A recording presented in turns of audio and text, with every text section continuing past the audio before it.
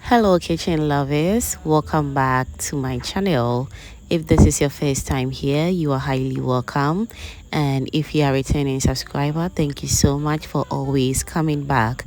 Today, I'll be showing you how I make traditional Ghanaian party jollof stew, especially when cooking in bulk.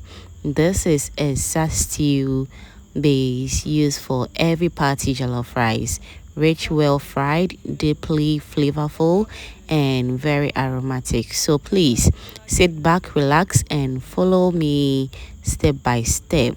Alright, so let's get started. I have my big saucepan on medium heat, and the first thing I'm going to do is to pour in a generous amount of oil.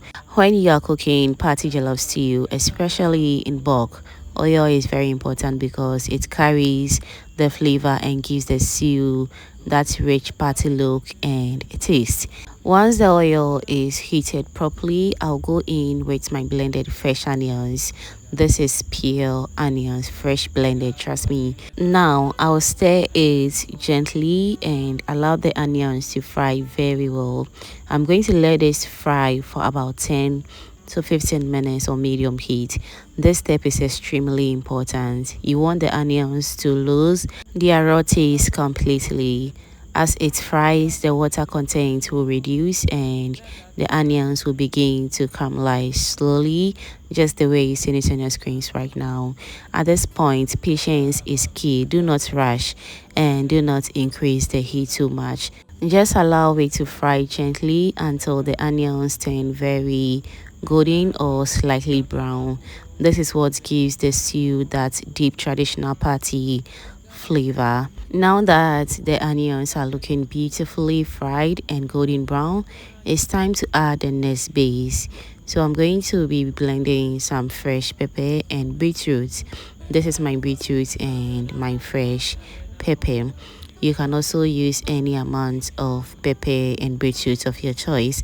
Since I'm making party jollof stew in bulk, I'll use a generous amount. Also remember to adjust to your taste as well, especially the pepper level.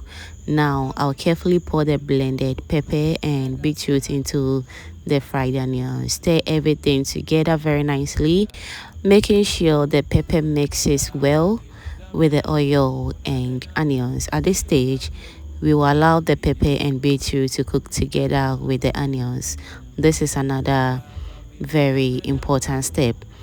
We are going to let it fry properly until the mixture darkens in color and the raw pepper taste disappears. You will notice the oil beginning to rise gradually, and that's a good sign, just the way you see it on your screens right now. This process brings out the natural sweetness of the pepper and beetroot and also deepens the color of the stew. Now I'll add in the tomato paste gradually and stir everything together very well. I'll also be listing everything I use in the description box, so make sure to check it out. After adding the tomato paste, we're going to allow it to fry very well. This step removes acidity and enhances the color and taste. So you want the tomato paste to change from bright red to golden brown or slightly dark. That's when you know it has fried beautifully. Again, patience is very important here. Stir occasionally so it doesn't burn, but also allow it enough time to fry. So I added in some bay leaves to give the stew a very natural aroma and taste that I'm looking for. You can also use any natural spice of your choice. Let's allow it to do its own thing until it's nice and ready.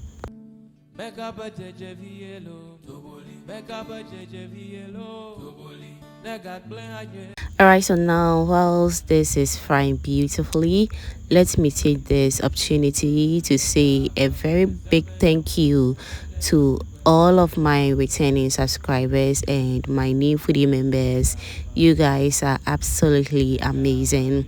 Thank you so much for always liking my videos, sharing, and dropping lovely comments under my post. Honestly, your support means so much to me, and I'm truly grateful. Thank you so much, fam, and God bless you. And not forgetting that it's a new year, so happy new year to all my lovely foodie members. I truly appreciate you all. Thank you so much. So I am cooking jollof rice for 100 people. And so if you want to make a very simple or mini party, or let's say a get together, and you want a few friends to come around, about 80 to 100 people, trust me, this recipe is all you need for that party jollof that you want to make. Trust me, this stew can serve jollof, or it can cook jollof for 100 people, and trust me, you're going to love it.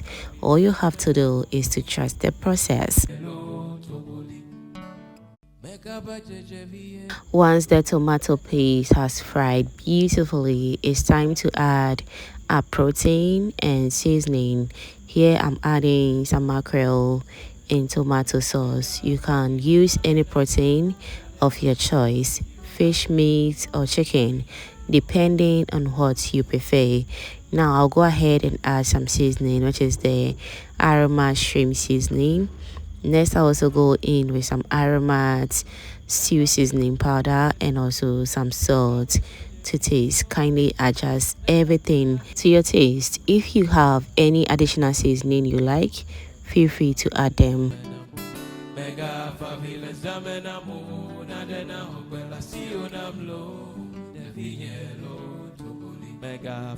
At this point, I'm going to stir everything together very nicely and allow the stew to cook properly on medium heat. This helps all the flavors come together beautifully. Make sure to stir occasionally so it doesn't burn at the bottom. You will notice the stew becoming thicker, richer, and more vibrant in color. The oil will sit nicely on top, and the aroma, oh my goodness, will be amazing. That's how you know your party jollof stew is ready.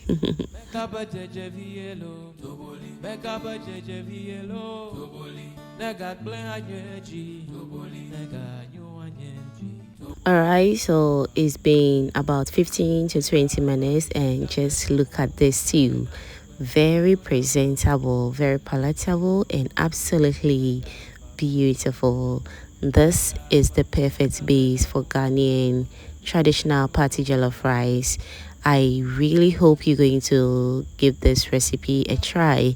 If you are new to my channel, please don't forget to subscribe and do turn on the post notification bell so that anytime I upload amazing videos like this, you'll be among the first person to be notified. Thank you so much for watching, and I'll see you in my next upload. Bye.